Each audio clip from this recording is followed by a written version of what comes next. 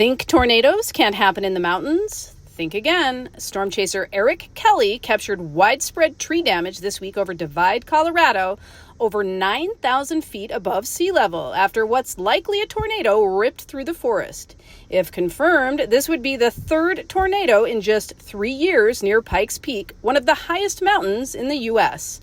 Last year, an EF1 tornado with 100-mile-per-hour winds knocked down hundreds of trees just north of Cripple Creek. And in 2023, another EF1 crossed the Pikes Peak Highway. Experts say these rare events may have gone unnoticed in the past, but with cell phones and drones rolling, we're seeing what the mountains have been hiding.